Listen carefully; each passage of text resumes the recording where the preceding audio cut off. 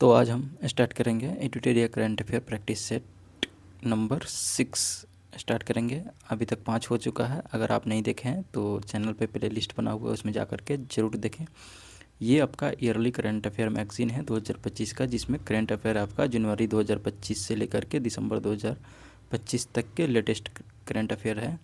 और ये आपके आने वाले अपकमिंग एग्ज़ाम के लिए बहुत ही इंपॉर्टेंट है। अगर आप अभी बिहार दरोगा ऐसा ही एग्ज़ाम देने जा रहे हैं तो इस वीडियो को ज़रूर देखें। आपके एग्ज़ाम के लिए बहुत ही इंपॉर्टेंट है। करंट अफेयर सेक्शन काफ़ी क्वेश्चन रहते हैं उसमें, और एडिटोरिया कितना फेमस है ये तो पता ही है। तो इसके पूरे सेट को आप ज़रूर देख करके जाएँ। मेरे चैनल पर प्ले लिस्ट बना हुआ है। आज हम चर्चा करेंगे सीट नंबर 6 की। तो चलिए देखते हैं। इसके पहला क्वेश्चन है, एक तरफ दिया हुआ है सैन्य अभ्यास और दूसरे तरफ किसके किसके बीच हुआ उसका मिलान करना है। पहला है कि सुपर गरुड़ शील्ड है। दूसरा है अचूक प्रहार अभ्यास। तीसरा है पास सेक्स। चौथा है शक्ति अभ्यास। चलिए देखते हैं। सुपर गरुड़, एक होता है सीधा गरुड़ और एक यहाँ पे देगा सुपर गरुड़। तो सुपर गरुड़ शील्ड अभ्यास जो है वह इंडोनेशिया और यूएसए के बीच होता है। दूसरा है अचूक प्रहार अभ्यास, ये भारतीय सेना और आईटीबीपी के मध्य होता है, इंडो तिब्बत बॉर्डर पुलिस के बीच। और तीसरा है पासेक्स अभ्यास, ये भारत और यूके के बीच होता है। और चौथा शक्ति अभ्यास है, ये शक्ति भारत और फ्रांस के बीच होता है। इस हिसाब से हमारा ऑप्शन नंबर हो जाएगा ए, यानी 1 2 3 4 सभी यहाँ ऑलरेडी मैच हैं। एक बार और पढ़ देता हूँ कि सुपर गरुड़ शील्ड इंडोनेशिया और यूएसए के बीच होता है। अचूक प्रहार अभ्यास भारतीय सेना और आईटीबीपी के बीच होता है। पासेक्स अभ्यास भारत और यूके के बीच होता है। शक्ति अभ्यास जो है वो भारत और फ्रांस के बीच होता है।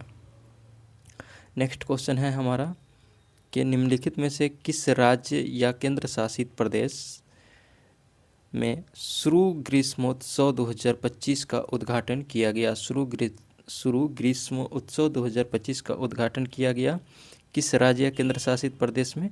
तो वो है हमारा Ladakh. Option number C, Ladakh में क्या हुआ? शुरू ग्रीष्मोत्सव 2025 का उद्घाटन किया गया है। नेक्स्ट क्वेश्चन है कि कौन सी राज्य सरकार ने 1 से 30 सितंबर तक राज्यव्यापी सड़क सुरक्षा अभियान नो हेलमेट नो फ्यूल, बहुत ही इंपॉर्टेंट है, नो हेलमेट नो फ्यूल अभियान शुरू किया है, जिसके तहत हेलमेट न पहनने वाले दोपहिया वाहन चालकों को पेट्रोल पंपों पर ईंधन नहीं दिया जाएगा। ठीक है, तो वो कौन से हैं? वो है उत्तर प्रदेश सरकार ने नो हेलमेट नो फ्यूल अभियान शुरू किया है। इससे सड़क सुरक्षा अभियान को बढ़ावा मिलेगा। नेक्स्ट क्वेश्चन है कि किस राज्य सरकार ने मुख्यमंत्री दिव्यांगजन उद्यमी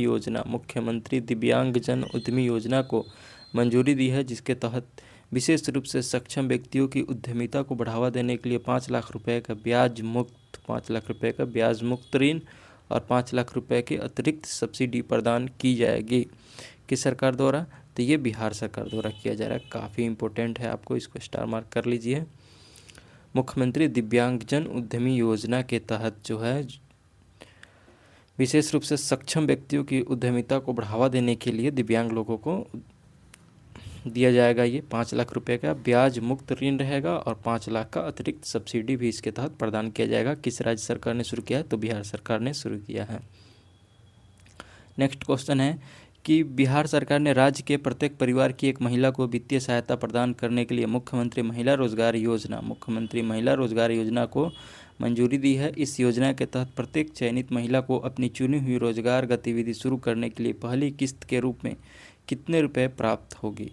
ठीक है ना, तो ये बिहार से ही रिलेटेड है। ठीक है ना, अभी यहाँ शुरू किया गया था चुनाव से कुछ दिन पहले मुख्यमंत्री महिला रोजगार योजना, जिसमें पहली किस्त के रूप में प्रत्येक महिला को 10,000 रुपये दिया गया है। और इसको महिला को क्या होगा? रोजगार गतिविधि शुरू करने के लिए दिया गया है। फिर उसके आगे किस्तों में 2 लाख रुपए तक दिए जाएंगे। याद रखिएगा, किसने शुरू किया है? बिहार सरकार ने शुरू किया है। नेक्स्ट क्वेश्चन है कि हाल ही में स्कूल छोड़ चुके बच्चों को शिक्षा से फिर जोड़ने के उद्देश्य से बाल मित्र कार्यक्रम क्या है? बाल मित्र कार्यक्रम किस स्थान पर शुरू किया गया है? बाल मित्र कार्यक्रम तो वे दंतेवाड़ा छत्तीसगढ़ में शुरू किया गया है। बाल मित्र कार्यक्रम किस बच्चों के लिए? जो स्कूल छोड़ चुके बच्चे हैं उनको फिर से शिक्षा से जोड़ने के उद्देश्य से बाल मित्र कार्यक्रम छत्तीसगढ़ के दंतेवाड़ा में शुरू किया गया है। अगला है कि जनजातीय कार्य मंत्रालय ने जनजातीय भाषाओं के लिए भारत का पहला AI संचालित अनुवादक डैश का बीटा संस्करण लॉन्च किया। किसका बीटा संस्करण लॉन्च किया गया है?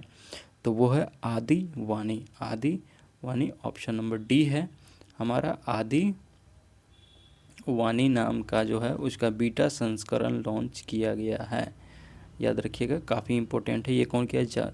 जनजातीय कार्य मंत्रालय। आप कमेंट करके बताएं कि वर्तमान में केंद्रीय जनजातीय कार्य मंत्रालय के मंत्री कौन हैं जिन्होंने भारत का पहला AI संचालित अनुवादक आदि वाणी का बीटा संस्करण लॉन्च किया है। नेक्स्ट क्वेश्चन हम लोग देखेंगे, वो है हमारा। तो अगला क्वेश्चन है कि केंद्रीय इलेक्ट्रॉनिक्स और सूचना प्रौद्योगिकी मंत्री ने नोएडा में मोबाइल उपकरणों के लिए भारत की पहली टेम्पर्ड ग्लास निर्माण सुविधा का उद्घाटन किया है। यह सुविधा किस कंपनी द्वारा कॉर्निंग इनकॉर्पोरेटेड USA के सहयोग से स्थापित की गई है? तो वो किसके द्वारा? तो ये ऑप्टिमिस इलेक्ट्रॉनिक्स के द्वारा स्थापित की गई है। केंद्रीय इलेक्ट्रॉनिक्स और सूचना प्रौद्योगिकी मंत्री, इसी को क्या बोलते हैं? MeITY, MEITY, MeITY, ministry of electronics and IT मंत्री नोएडा में मोबाइल उपकरण के लिए भारत की पहली टेम्पर्ड ग्लास निर्माण सुविधा का उद्घाटन किया है। यह सुविधा ऑप्टिमिस इलेक्ट्रॉनिक्स कंपनी द्वारा कॉर्निंग इनकॉर्पोरेटेड के सहयोग से स्थापित की गई है। नेक्स्ट क्वेश्चन है कि कौन सा संगठन रमन मैग्सेसे 2025 से सम्मानित होने वाला पहला भारतीय संगठन बन गया है? इसको स्टार मार्क कीजिएगा, ये क्वेश्चन आएगा ही आएगा एग्जाम में कि कौन सा संगठन जो है वो रमन मैग्सेसे पुरस्कार 2025 से सम्मानित होने वाला पहला भारतीय संगठन बन गया है। यानी भारत का कोई पहला ऐसा संगठन है जिसको रमन मैग्सेसे पुरस्कार मिला है, वो 2025 में मिला है। उसका नाम है एजुकेट गर्ल्स। ये एजुकेट गर्ल्स एक कहाँ का एक संगठन है? तो ये इंडिया का है। कहाँ पे है? गुजरात में है। याद रखिएगा, गुजरात में है ये एजुकेट गर्ल्स। ठीक है, इसको रमन मैग्सेसे पुरस्कार 2025 मिला है। अगला क्वेश्चन है कि अंतर्राष्ट्रीय क्रिकेट परिषद ने ICC महिला विश्व कप 2025 के लिए 13.88 मिलियन अमेरिकी डॉलर की पुरस्कार राशि की घोषणा की है, जिससे यह महिला क्रिकेट के इतिहास का सबसे अमीर टूर्नामेंट बन गया है। इस टूर्नामेंट के चैंपियन के लिए पुरस्कार राशि क्या है? तो इसकी पुरस्कार राशि जो है 4.48 US डॉलर रहा है। 4.48 मिलियन US डॉलर रहा है। किसको मिला है? तो ICC ने दिया है। ICC महिला विश्व कप 2025 के विजेताओं को पुरस्कार राशि की घोषणा की है और ये सबसे अमीर टूर्नामेंट बन गया है। इसके लिए पुरस्कार राशि याद रखिएगा कितना रहा? 4.48 मिलियन US डॉलर। अगला है कि केंद्रीय गृह मंत्री ने निम्नलिखित में से किस स्थान पर भारत की दूसरी राष्ट्रीय साइबर फोरेंसिक प्रयोगशाला का उद्घाटन किया है? कौन किया है? केंद्रीय गृह मंत्री ने किया है। कहाँ पे किया है? तो ये गुवाहाटी में किया गया है। असम के गुवाहाटी में किया गया है। राष्ट्रीय साइबर फोरेंसिक प्रयोगशाला का उद्घाटन असम के गुवाहाटी में किया गया है। याद रखिएगा। अगला क्वेश्चन है कि निम्नलिखित में से किस शहर ने नौका पर्यटन को बढ़ावा देने के लिए डॉक एंड डाइन पहल शुरू किया है? किसके लिए? तो नौका पर्यटन को बढ़ावा देने के लिए। तो ये दुबई ने किया है। दुबई ने नौका पर्यटन को बढ़ावा देने के लिए डॉक एंड डाइन पहल शुरुआत किया है। नेक्स्ट क्वेश्चन है कि किस कंपनी ने रडार डोम निर्माण के लिए रक्षा धातुकर्म अनुसंधान प्रयोगशाला DMRL हैदराबाद के साथ प्रौद्योगिकी हस्तांतरण हेतु लाइसेंस समझौते पर हस्ताक्षर किया है? तो ऐसा करने वाला है भारत हेवी इलेक्ट्रिक्स लिमिटेड। इसी को हम लोग भेल बोलते हैं, BHEL, Bharat heavy electricals limited. ठीक है ना। इन्होंने रडार डोम निर्माण के लिए रक्षा धातुकर्म अनुसंधान प्रयोगशाला हैदराबाद के साथ प्रौद्योगिकी हस्तांतरण हेतु लाइसेंस समझौता पर हस्ताक्षर किए हैं। अगला क्वेश्चन है कि पोषण के बारे में जागरूकता बढ़ाने के लिए पूरे भारत में हर साल कब राष्ट्रीय पोषण सप्ताह मनाया जाता है? तो ये पोषण सप्ताह 1 से 7 सितंबर को मनाया जाता है। याद रखिएगा। और पूरे सितंबर महीने को पोषण माह कहा जाता है। तो ये पोषण के बारे में जागरूकता बढ़ाएं। पूरे भारत में हर साल 1 से 7 सितंबर को राष्ट्रीय पोषण सप्ताह मनाया जाता है। तो दोस्तों आप लोग चैनल को लाइक, सब्सक्राइब, शेयर करना ना भूलें, ठीक है ना। इसे एक ग्रुप में ज़रूर शेयर करें। अगला है कि सेमिकॉन इंडिया 2025 के दौरान भारत के प्रधानमंत्री को स्वदेशी रूप से विकसित Vikram 32 bit processor launch vehicle grade chip भेंट की गई। इस चिप को विक्रम साराभाई अंतरिक्ष केंद्र द्वारा डिजाइन किया गया था और किसके द्वारा निर्मित किया गया था, तो ये सेमीकंडक्टर लैबोरेटरी चंडीगढ़ द्वारा निर्मित किया गया है। ये ऑप्शन कट जा रहा है, चलिए मैं आपको दिखाता हूँ। सेमीकंडक्टर लैबोरेटरी चंडीगढ़ द्वारा विकसित किया गया है। Option number D is a right answer. और इसका डिज़ाइन कौन किया, तो विक्रम साराभाई अंतरिक्ष केंद्र ने किया था। किसका, तो ये है विक्रम 32 बिट का। अगले क्वेश्चन की तरफ बढ़ेंगे हम लोग। अगला क्वेश्चन है हमारा कि कौन सा वन्य जीव अभ्यारण्य उड़ीसा का तीसरा राष्ट्रीय उद्यान बनने वाला है, ठीक है ना। उड़ीसा का तीसरा राष्ट्रीय उद्यान बनने वाला है, तो ये है देवरीगढ़ वन्यजीव अभ्यारण्य। याद रखिएगा, कहाँ पे सीधा ऐसे भी पूछ सकता है कि देवरीगढ़ वन्यजीव अभ्यारण्य कहाँ है, तो ये उड़ीसा में है और यह उड़ीसा का तीसरा राष्ट्रीय उद्यान हो जाएगा। कौन सा, तो ये देवरीगढ़ वन्यजीव अभ्यारण्य। नेक्स्ट क्वेश्चन है कि भारतीय दल ने कहाँ पे आयोजित 16वीं एशियन शूटिंग चैंपियनशिप में 99 पदक हासिल करते हुए पहली बार पदक तालिका में शीर्ष स्थान हासिल करके इतिहास रच दिया है, तो ये श्यामकेट कजाकिस्तान में हुआ है। वहाँ पे भारतीय दल ने 19वीं एशियन शूटिंग चैंपियनशिप में 16वीं एशियन शूटिंग चैंपियनशिप में कुल 99 पदक जीतकर पहली बार पदक तालिका में शीर्ष स्थान प्राप्त किया है। और ये इसका आयोजन कहाँ पे हुआ था, तो श्यामकेट कजाकिस्तान में हुआ था।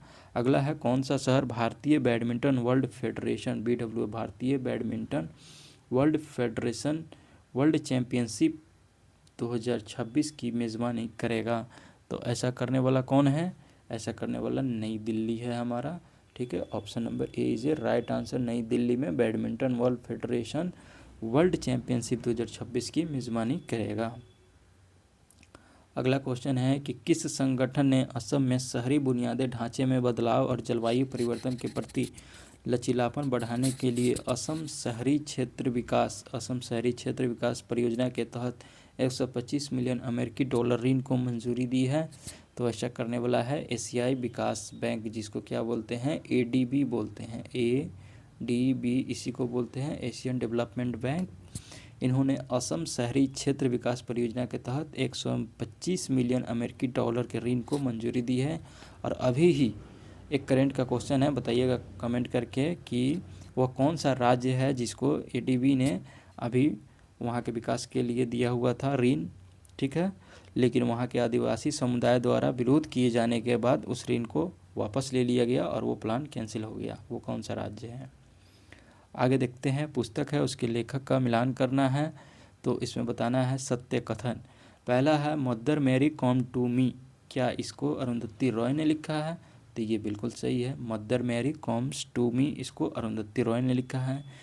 दूसरा है operation Sindoor the untold story of India's deep strike inside Pakistan, इसको लेफ्टिनेंट जनरल KJS ढिल्लों ने लिखा है, तो ये बिल्कुल सही है।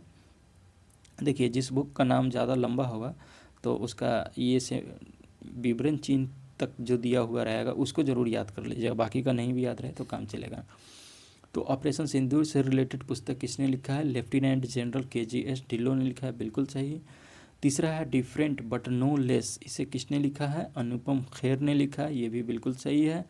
यानी सभी के सभी कथन यहाँ सही है, तो इस हिसाब से हमारा option number D is right answer हो जाएगा। नेक्स्ट क्वेश्चन है कि रिलायंस इंडस्ट्रीज प्राइवेट लिमिटेड ने निम्नलिखित में से किस स्थान पर समर्पित गूगल क्लाउड क्षेत्र स्थापित करने के लिए गूगल के साथ साझेदारी की है, तो ये कहाँ पे किया गया है, जामनगर गुजरात में किया गया। याद रखिएगा, जामनगर गुजरात में किया गया है, किसके द्वारा, तो रिलायंस इंडस्ट्री प्राइवेट लिमिटेड ने गुजरात के जामनगर में एक समर्पित गूगल क्लाउड क्षेत्र स्थापित करने के लिए गूगल के साथ साझेदारी की है। नेक्स्ट क्वेश्चन है कि केंद्रीय आवास और शहरी मामलों के मंत्री ने जागरूकता बढ़ाने और देश भर में योजना के क्रियान्वयन में तेजी लाने के लिए प्रधानमंत्री आवास योजना शहरी 2.0 के तहत एक आउटरीच अभियान शुरू किया है। इस अभियान का नाम क्या है? तो वो अभियान है क्या? अंगीकार 2025 अभियान है, याद रखिएगा, अंगीकार। इसे केंद्रीय आवास और शहरी मामलों के मंत्री ने जागरूकता बढ़ाने और देश भर में योजना के क्रियान्वयन में तेजी लाने के लिए प्रधानमंत्री आवास योजना 2.0 के तहत एक आउटरीच अभियान शुरू किया है, जिसका नाम अंगीकार 2025 है। नेक्स्ट क्वेश्चन है कि भारत रैंकिंग 2025 के अनुसार किस संस्था ने लगातार 7वें वर्ष समग्र श्रेणी में अपना शीर्ष स्थान बनाए रखा है? किसने किया है ऐसा? तो ये IIT मद्रास है।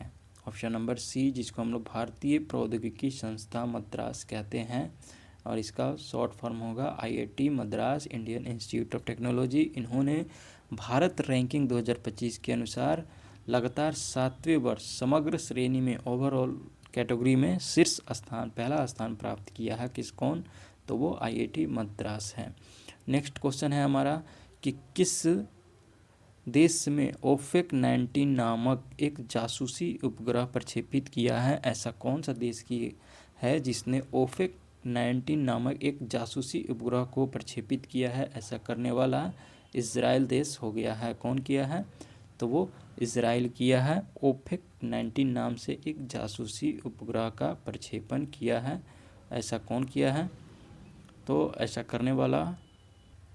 अगला क्वेश्चन है हमारा कि भारत ने अफगान नागरिकों के लिए विशेष छात्रवृत्ति योजना के एक भाग के रूप में शैक्षणिक वर्ष 25-26 के लिए अफगान नागरिकों के लिए कितने ई छात्रवृत्ति की घोषणा की है? क्या है? ई छात्रवृत्ति, जिससे छात्र भारतीय विश्वविद्यालय द्वारा प्रदान किए जाने वाले ऑनलाइन स्नातक और स्नातकोत्तर पाठ्यक्रमों में भाग ले सकेंगे। तो ये लगभग 1000 ई छात्रवृत्ति मिलेगा जो ऑनलाइन कोर्स करेंगे भारतीय विश्वविद्यालय द्वारा, वो चाहे UG का हो या PG का हो। ऑनलाइन कोर्स जो अफगानिस्तान के नागरिक करेंगे भारत के विश्वविद्यालय द्वारा, उसमें 1000 ई छात्रवृत्ति योजना मिलेगा। 1000 छात्रों को इसकी घोषणा किया गया है। ठीक है। नेक्स्ट क्वेश्चन है कि 30वीं कॉमनवेल्थ वेट लिफ्टिंग चैंपियनशिप 2025, 30वीं Commonwealth weight lifting championship 2025 Ahmedabad Gujarat में संपन्न हुई। भारत ने कुल कितने पदकों के साथ पदक तालिका में शीर्ष स्थान हासिल किया है? तो ये भारत इसमें कुल 40 पदक जीता है। कितना जीता है इसमें भारत? तो भारत ने कुल 40 पदकों के साथ तालिका में शीर्ष स्थान प्राप्त किया है। तो कौन से गेम में? तो 30वीं कॉमनवेल्थ वेट लिफ्टिंग चैंपियनशिप 2025, जिसका आयोजन कहाँ हुआ था? तो ये गुजरात के अहमदाबाद में हुआ था। अगला क्वेश्चन है कि विदेश मंत्री ने निम्नलिखित में से किस स्थान पर दक्षिण एशिया की पांडुलिपि परंपराओं और गणितीय योगदान पर संहिता सम्मेलन का उद्घाटन किया है? तो ये कहाँ पे किया है? नई दिल्ली में किया। याद रखिएगा, नई दिल्ली में किया है। किसने किया है? तो ये विदेश मंत्री ने नई दिल्ली में दक्षिण एशिया की पांडुलिपि परंपराओं और गणितीय योगदान पर संहिता सम्मेलन का उद्घाटन किया है। नई दिल्ली में विदेश मंत्री कौन है? तो डॉक्टर S जयशंकर हैं। यूक्रेन ने फ्लेमिंगो नामक एक नई क्रूज मिसाइल का अनावरण किया है। इस मिसाइल को किस रक्षा कंपनी ने विकसित किया है? ठीक है, तो इसके विकसित पूछा जा रहा है, रक्षा कंपनी का नाम पूछा जा रहा है। किस रक्षा कंपनी ने विकसित किया है? फ्लेमिंगो नामक एक क्रूज मिसाइल है, इसको बनाया है फायर पॉइंट नामक रक्षा कंपनी ने। और इसका अनावरण किसने किया है? तो अनावरण यूक्रेन ने किया है। तो याद रखिएगा, फ्लेमिंगो नामक क्रूज मिसाइल को किस रक्षा कंपनी ने बनाया है? तो फायर पॉइंट रक्षा कंपनी ने बनाया है। अगला क्वेश्चन है कि निम्नलिखित में से किस देश के वैज्ञानिकों ने mRNA आधारित कैंसर वैक्सीन इंटेरोमिक्स विकसित की है, जिसने प्री क्लिनिकल परीक्षणों में 100% सफलता पाई है? इंटेरोमिक्स विकसित किया है, जो कि mRNA आधारित कैंसर वैक्सीन है, और इसने क्या किया है? इसका क्लिनिकल परीक्षण में 100% सफलता पाई है। ऐसा करने वाला कौन सा देश है? तो वो रूस है। याद रखिएगा, ये कैंसर वैक्सीन बनाया है जो कि mRNA आधारित कैंसर वैक्सीन है, और इसका प्री क्लिनिकल ट्रायल हो चुका है जिसमें 100% सक्सेस रेट रहा है, और ऐसा करने वाला रूस देश है, रसिया है। किस देश ने उड़ान के दौरान ईंधन भरने की क्षमता में lace जिंगलेई 1 JL-1 air land launch ballistic missile का अनावरण किया है। ऐसा करने वाला कौन सा देश है? तो ऐसा करने वाला चीन है। याद रखिएगा, चीन ने उड़ान के दौरान ईंधन भरने की क्षमता से lace जिंगलेई 1 JL-1 air launch ballistic missile का अनावरण किया है। अगला क्वेश्चन है कि संस्था और उससे संबंधित नियुक्ति किनकी हुई है, वो याद रखना है। देखिए, पहला है IMF के कार्यकारी निदेशक कौन बने हैं? तो IMF के कार्यकारी निदेशक के पद पर नियुक्ति हुई है उर्जित पटेल की, जो पूर्व RBI गवर्नर हैं। थाईलैंड के प्रधानमंत्री कौन बने हैं? तो अनुचितन चार्नविराकुल, अनुतिन चार्नविराकुल। तीसरा है फ्रांस के प्रधानमंत्री कौन बने हैं? तो सेबेस्टियन लेकार्नू। और चौथा है ACC के अध्यक्ष यानी एशियन क्रिकेट काउंसिल के अध्यक्ष कौन बने हैं? तो वो मोहसिन नकवी बने हैं। यानी इस हिसाब से हमारा सभी मैचिंग सही है। आप कमेंट करके बताइएगा कि वर्तमान में ICC के अध्यक्ष कौन हैं, इंटरनेशनल क्रिकेट काउंसिल के अध्यक्ष कौन हैं। तो इस हिसाब से हमारा यहाँ पे आंसर हो जाएगा option number A is the right answer. Next question देखेंगे 30 नंबर। ये है कि सशस्त्र बल निम्न में से किस स्थान पर संयुक्त कमांडर सम्मेलन 2025 की मेज़बानी करेंगे? ठीक है, कौन? सशस्त्र बल। तो वो किस स्थान पर करेंगे? तो ये कोलकाता में, पश्चिम बंगाल के कोलकाता में करेंगे संयुक्त कमांडर सम्मेलन का आयोजन। और वो कौन कर रहा है? तो वो सशस्त्र बल कर रहा है हमारा। अगला क्वेश्चन है कि कौन पूर्ण कार्यात्मक साक्षरता हासिल करने वाला भारत का चौथा राज्य बन गया? याद रखिएगा, चौथा राज्य बना है। ऐसा करने वाला कौन है? पहला कौन है वो बताइएगा। तो चौथा हो गया हमारा Himachal Pradesh, option number B is है पहला। इसका कौन है?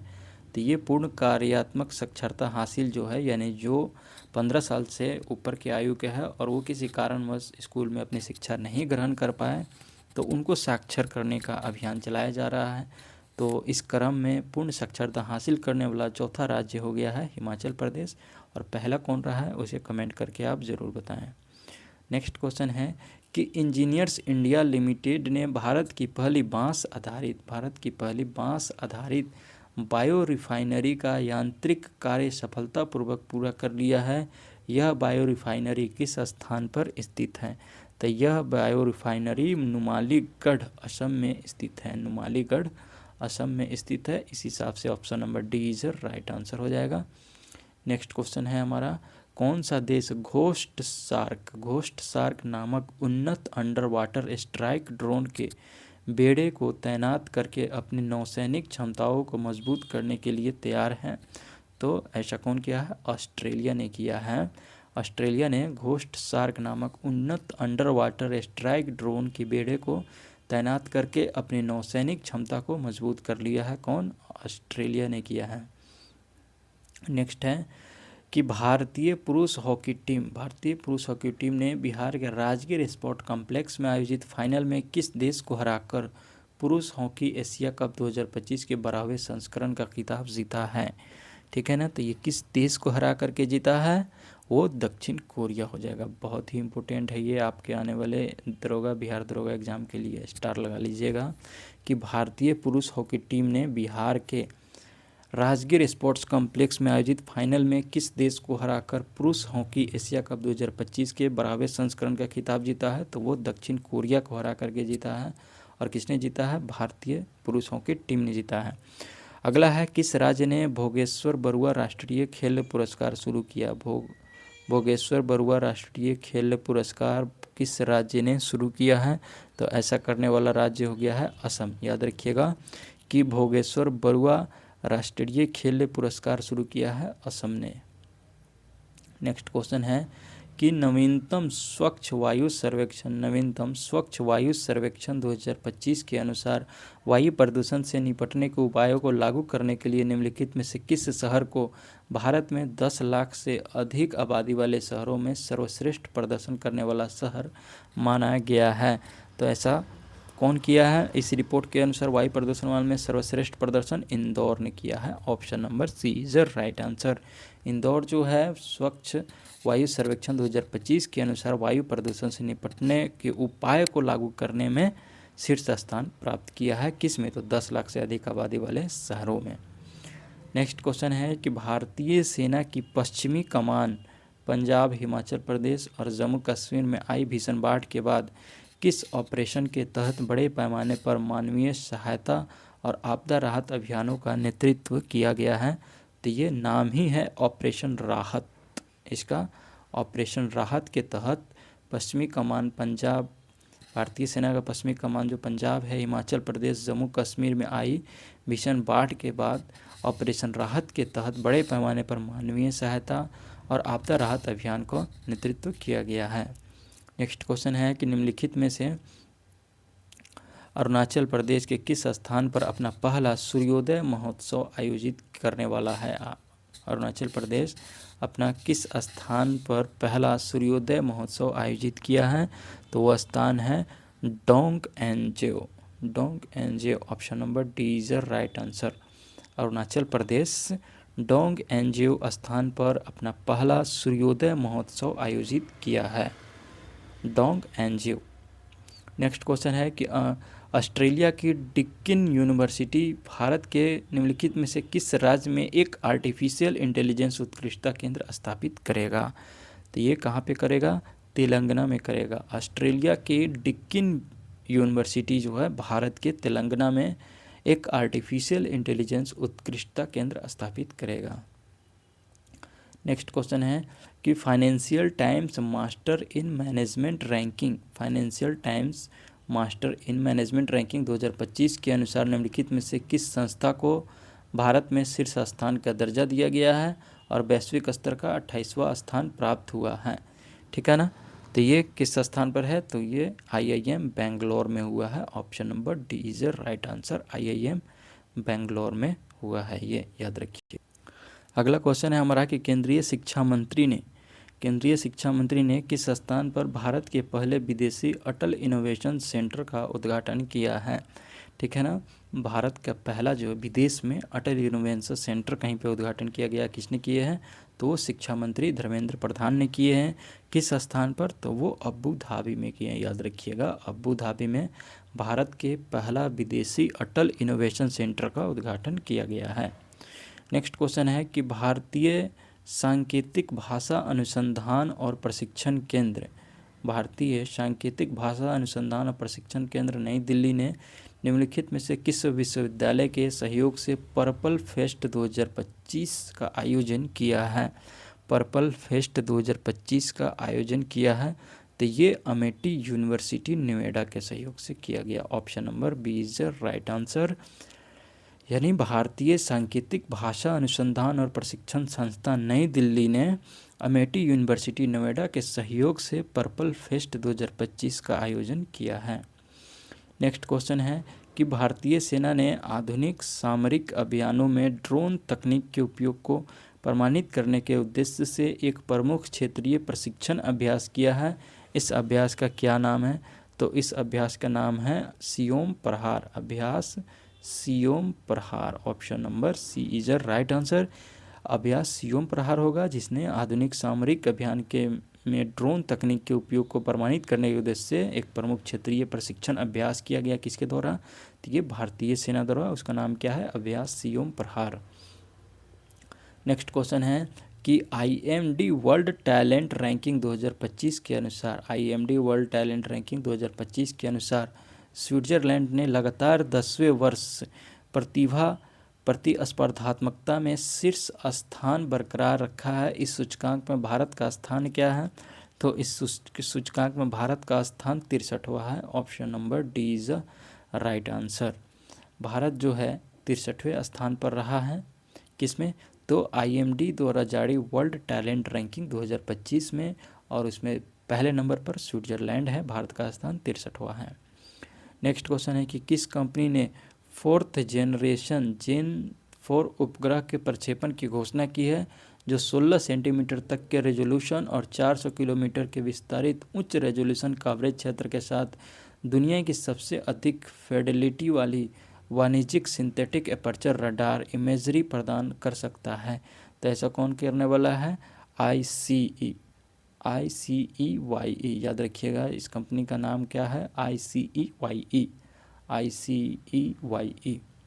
नेक्स्ट क्वेश्चन है कि किसे भारत के आर्थिक परिवर्तन और राष्ट्र निर्माण में उनके योगदान के लिए मरणोपरांत PV Narasimha Rao memorial award for economics से सम्मानित किया गया है?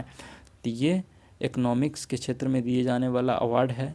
ये पूर्व प्रधानमंत्री डॉक्टर मनमोहन सिंह को मरणोपरांत दिया गया है। PV Narasimha Rao memorial award for economics किनको दिया गया है? भारत के पूर्व प्रधानमंत्री डॉक्टर मनमोहन सिंह को दिया गया है। अगला है कि भारत सरकार ने किस देश के लिए स्वास्थ्य बुनियादी ढांचे और समुद्री सुरक्षा क्षेत्रों में लगभग 680 मिलियन अमेरिकी डॉलर के विशेष आर्थिक पैकेज की घोषणा की है? किसने? तो ये भारत सरकार ने की है। और किस देश के लिए की है? तो ये मॉरिशस के लिए किया गया है। याद रखिएगा option number D is the right answer. Bharat सरकार ने मॉरिशस के लिए स्वास्थ्य बुनियादी ढांचे और समुद्री सुरक्षा क्षेत्रों में लगभग 680 मिलियन अमेरिकी डॉलर के विशेष आर्थिक पैकेज की घोषणा की है, जो मॉरिशस सरकार को देगा भारत सरकार। अगला है कि निम्नलिखित भारत के प्रधानमंत्री ने पांडुलिपियों के डिजिटलीकरण, संरक्षण और सार्वजनिक पहुंच के लिए एक समर्पित डिजिटल प्लेटफॉर्म लॉन्च किया है। इस प्लेटफॉर्म का नाम क्या है? तो उस प्लेटफॉर्म का नाम क्या है? ज्ञान भारतम पोर्टल। याद रखिएगा ज्ञान भारतम पोर्टल। इसका काम क्या है? पांडुलिपियों का डिजिटलीकरण करना, उनका संरक्षण करना और उसके सार्वजनिक पहुंच को बढ़ावा देना। इसके लिए एक समर्पित डिजिटल प्लेटफॉर्म है, उसका नाम है ज्ञान भारत पोर्टल, जिसको लॉन्च किया है भारत के प्रधानमंत्री नरेंद्र मोदी ने।